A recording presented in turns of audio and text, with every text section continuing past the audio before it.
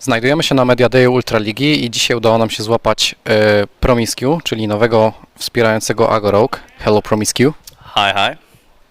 Okay, first of all I wanted to start with the beginning of Astralis. You joined the team with Jeśli from Miał Sports with the formation of the organization.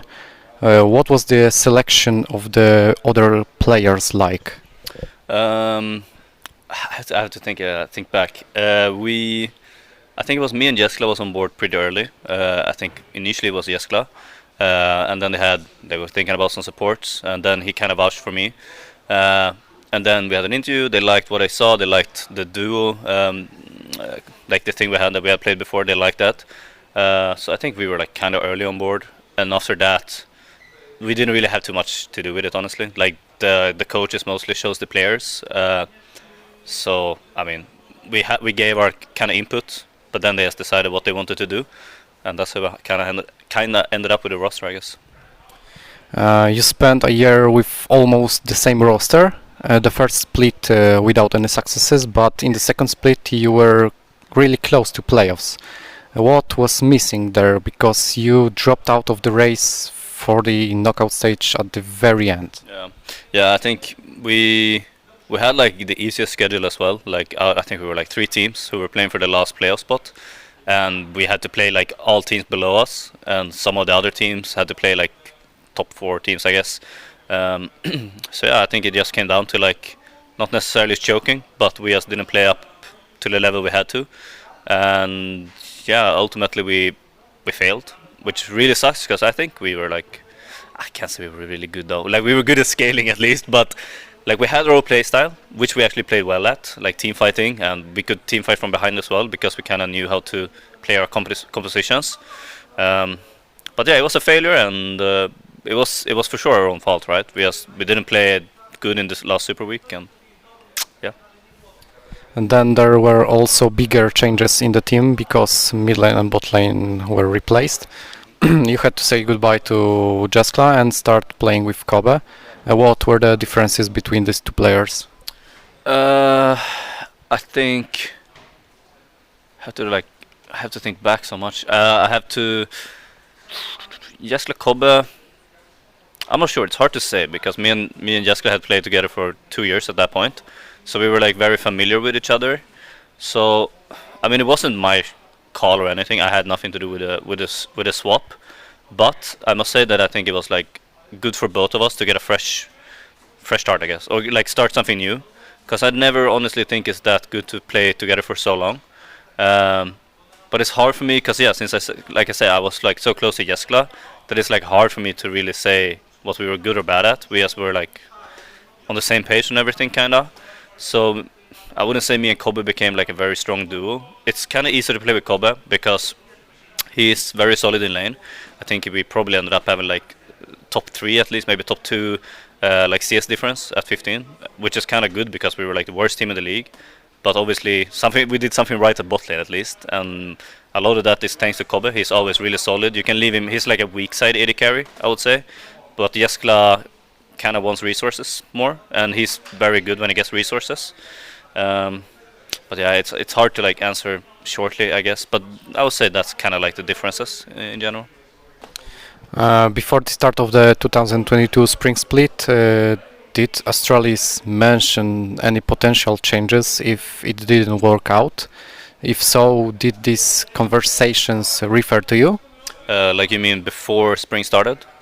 No, like we because we were all going back to Copenhagen where we stayed, or like where we lived. Jeśli was there as well, and all of us were going there, and then mid lane we knew we were gonna swap. We knew we were gonna swap our mid laner pretty early, so that was nothing new. We knew we were gonna have a tryout for the mid lane position when we came in. But like I said, Jeśli and all of us were flying there, and then he had a meeting like the day before we were supposed to start like the boot camp, and he was out. But yeah, I mean, I was aware because I kind of know Kobe personally, so I had an idea that things were gonna happen like a few days before. But yeah, it was nothing like communicated between us from the coaches or from the upper management. But we're as players, so it's not really our job, I guess, to handle those things or like give our input. If the coaches or like the management wants to do changes, they do it, and we as players just adapt and try to make the best out of it. And yeah, that's how it happened. You finished the split in the last place, even though your games didn't look that bad. When did you find out that this is the end of your journey with Astralis? It was probably like a week or two after the split ended. I can't really remember, but it came kind of out of nowhere as well. Like, because like you say, I think I was playing really well, honestly. Like individually, I think I was like playing very, very well. So then, considering I stayed the previous year when I was like maybe not playing as well, I don't think I was playing bad, especially in like the last summer. But it wasn't like standing out per se. But now I actually think I was like standing out in a way. So yeah, since I survived the previous year, I thought, okay, I'm gonna play summer for sure, you know, and you know, I hope to do something with the team. But yeah, no, it just came out of nowhere, and then I kind of realized, well, okay, that's probably the end of the LEC journey for me, because no one is gonna swap their support, I think, at this point. So yeah, I just kind of had to instantly look at the ERL options and you know, plan for the future, I guess, plan for summer. You parted ways with the team at the same time as White Knight. Did you consider continuing your adventure with him? Yes and no. I was talking to some teams, and they were saying like they were looking at me and White Knight. But like I said, the same with Jeśli. I feel like I'm kind of like changes in a way. I think it's never good to keep going for too long with the same players. So I said I wouldn't mind playing with him. But yeah, I also like changes, because I think you grow into bad habits when you play with each other for too long. You become too comfortable with each other in a way, and then it's not very easy to be good teammates. Like, it's hard to like give criticism and all of this, and you know, you're just too like lazy, kinda. But yeah, I mean, I wouldn't mind playing with him because I think he's still like a good player. But I'm not subject to change. Let's put it that way.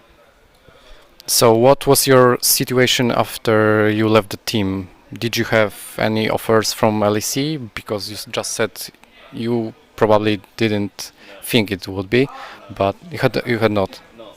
No, I had no offers from LEC, and I just tried to kind of try to ask around myself a bit.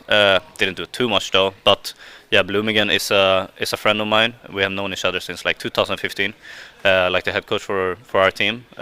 So he kind of instantly said like, hey, this is pretty interesting, like we will probably want to sign you, you know, and if I was available, because he said like, you're probably not going to be free available, or like we're probably not going to be like one of your top offers, but if you want to come to us, we can probably make that happen.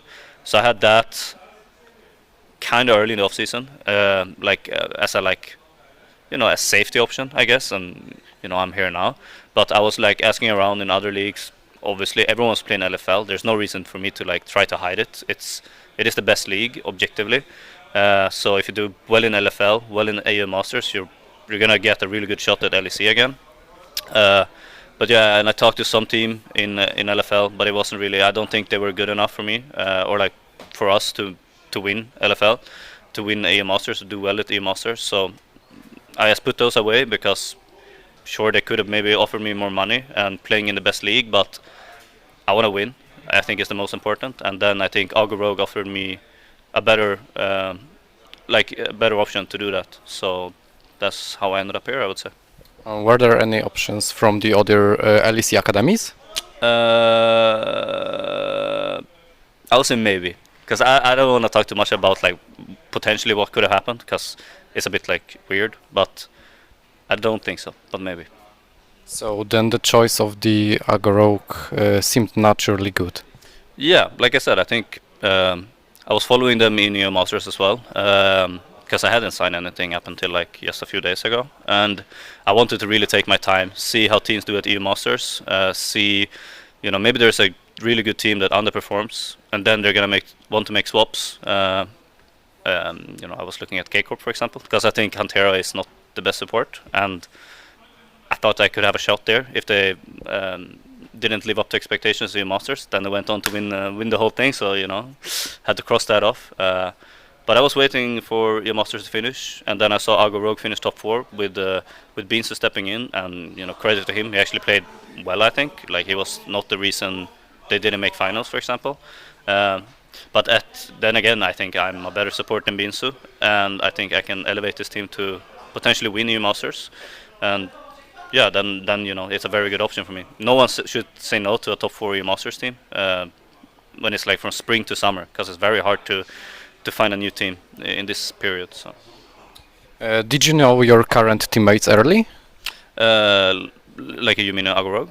I mean, I've always had my eyes for Lacquer in a way. I think since like 2020 or like even 19, I always thought he was like a very good player from like solo queue, and we haven't been friends or anything, but we have like talked sometimes in solo queue games and stuff like this. So he's like the only guy that I think is not the only guy, but he's like the guy I think is very good, like on this roster, and as a support, it's like very exciting to play with someone I think is good, because yeah, I have high expectations for myself. So I think we can become the best bot lane outside of ERL, outside of LEC. I mean, so that's very like motivating for me to know that I have like a really good AD carry to play with, and see how far we can push each other. And yeah. For the Baltic and Polish scene, your transfer is something special, because if I'm not mistaken, you are the first person to be a pure LEC player here. How does this affect you? Do you feel some sort of unique? I mean, it's hard to not, because like there's a lot of people who has come up and asked for like pictures and stuff like this, and I had a very warm welcoming at the hotel where people were standing at the balcony shouting my name. So that's like really funny, like outside of the game, everything. But inside of the game, I don't feel like pressure or anything like this. I'm just like kind of here to do my job and help this team be as good as possible. And yeah, like we're not really keeping our eyes on Ultraliga. Like that's not really where we have our goals set right now. That's more like the kind of a warm-up phase, win the Ultraliga, and then see how we do once we come to your Masters. And yeah. In an interview with Dior, he told us that you're a very good shot caller and he likes your playstyle. Do you want to bring these values to Agorok? Yeah, I think just experience, first of all, which also like, I mean, it translates to shot calling, right?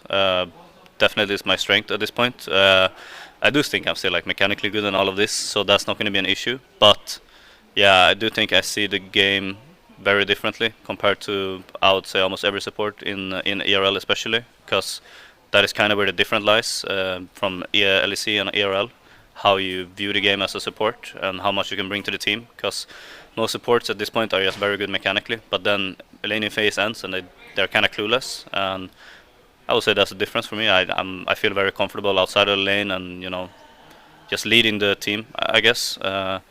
So I hope it's what I'm gonna bring to this team, and it kind of depends as well how the teammates, how we interact with each other and everything. It's gonna take some time to figure out how the voices are gonna work in the team and all of this. But yeah, I think it's just naturally for me. It's gonna be like what I bring to the team, like I said. How can we determine your move? Do you see it as a step back and a chance for redemption? I think for me it's like I kinda I haven't personally closed the door for LEC. I always want to play in like LEC again, but I've kinda realized that it might not happen again, no matter how well I do, because people just have this bad like view on me, I guess, and community has like a really bad view on me. So I think orgs are very scared of touching me, but obviously I hope to prove them wrong once again. I've done it before, and yeah, like it's not what I have my eyes on right now. I just want to do well, keep proving people wrong, I guess, is what I want to do. And yeah, I don't have too much else to say, really. Like that's all I'm out for. I want to win EU Masters and prove that just one of those things that age doesn't really actually matter. I'm 28. I'm probably the oldest player like around, or one of them at least. So for me, if I could be able to prove to people that it doesn't matter, also it will be very big for me actually. For Agorok, adding you is definitely an upgrade. What is your goal for this season? Because you said that the Ultraliga season will be kind of warm up. And yeah, what is the goal for the whole season that you want to achieve with this team? I shouldn't set the expectations too high, honestly, because we haven't we have still not scrimmed, and yeah, you know, you never know, right? But still, I think top 2 at the Masters is my goal. I have been top 4 was my best so far when I was in mouse sports, and yeah, it just really is like you really always want to win it, obviously. But I would say top 2 is the goal. So then we at least do better than the previous roster here did with top 4. But yeah, I'm not gonna say I like the goal. I mean, the goal is to win, right? But realistically, top 2, because LFL is especially very strong, and I really like. I think these teams are very good. Like almost all of them, that make EU Masters from LFL. So none of them are gonna be easy. But I think, you know, we should be able to beat at least 1 or 2 of them, make the finals, and then hopefully we go all the way.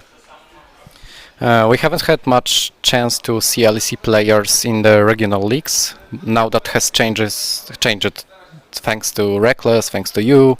What do you think about the level of the regional leagues now and before you played in it?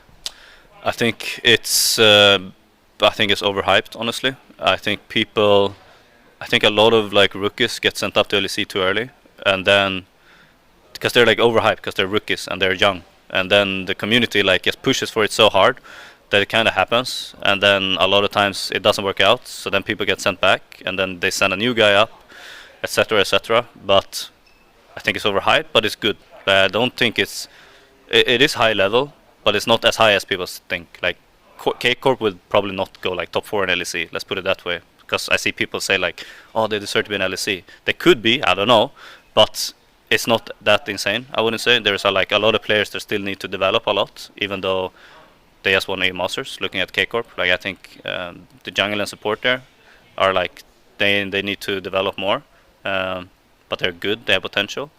But yeah, the overall level, I think at the top end is pretty high, but then the overall level is not that high, I don't think. Many viewers considered you not only the weakest support in the LEC but also the worst player in the entire league. A lot of players would say that they don't care about it. How it is in your case, because the crowd of these messages was quite large. Yeah, I mean, I guess it can affect you at some point if you don't feel like you're playing too well. But like, if you think I was the worst player in LEC this split, just stop commenting. Like simple as that, because it's just not true.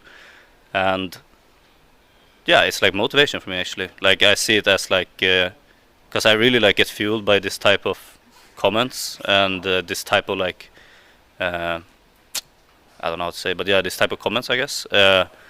Because it's just like so wrong that it's like you just want to prove people even more wrong, you know, by playing even better.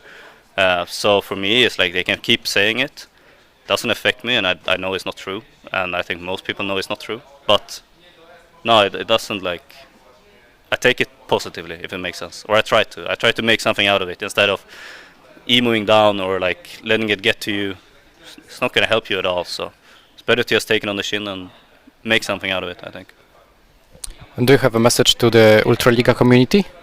I mean, I think I'm gonna say this like multiple times, but for me it's just I'm happy to be in this league because there's a lot of like really passionate fans, and you know it's not the biggest fan base because LFL is like they're just like insane with K-Com and everything, but there's a very dedicated fan base here in Ultraliga, and I think they deserve to have another team that wins EU Masters, and I really hope we can be that team that lifts Ultraliga up again. And I mean, I think we have the potential to do it for sure, and the fans deserve it. So yeah, thank you for welcoming me with warm arms, because I feel like I've been welcomed pretty well so far. And I mean, I haven't been announced yet, so we will see, I guess. But yeah, I'm happy to be here.